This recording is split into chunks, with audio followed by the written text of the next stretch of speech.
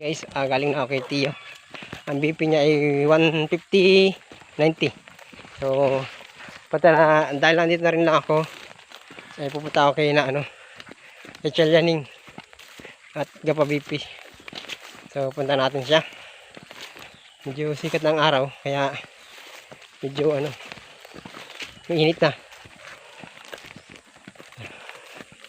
Malapit lang din naman yung bahay nila dito. So, tara, punta natin. Makikita nyo guys, may mga tubigan dito, katatapos na ng pag-aani siguro dyan. Pero ang bayan na Chalyaning yun dun sa Bandaron. Kaya pupunta natin.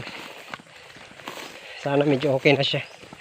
Pero dahil sa tayo ay nandito na rin lang, ay pupunta na rin natin si Tia.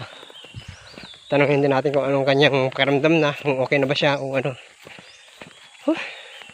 Init. Hindi na ako nag-ayos ng sarili.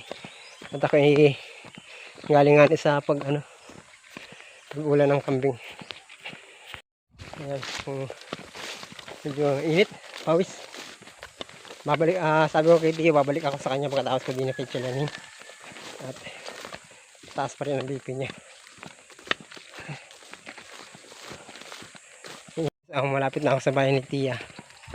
At may kambing pa, ganda. Punta ka din kay Chalyaning. Pagod. Ayun bahay ni Tia. Yan. Tara. Samahan niyo ako. Tawagin natin. Hindi na kaya. Tia.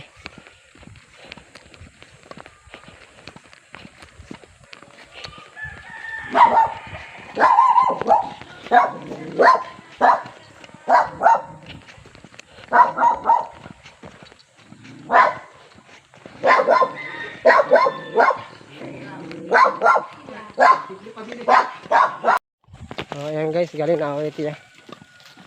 Galing na pala dito si Cherilyn.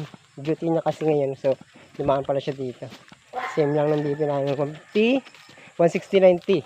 Yun yung unang BP ko nang dumating ako, tapos nag 150-90.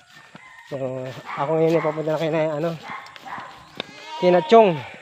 Doon sa pinuntahan ko kanina. At sabi ko balikan ko siya para diretso uwi na rin ako. So makapaglinis ng katawan at kami sa gubat. So guys, want to go away, I'm coming home,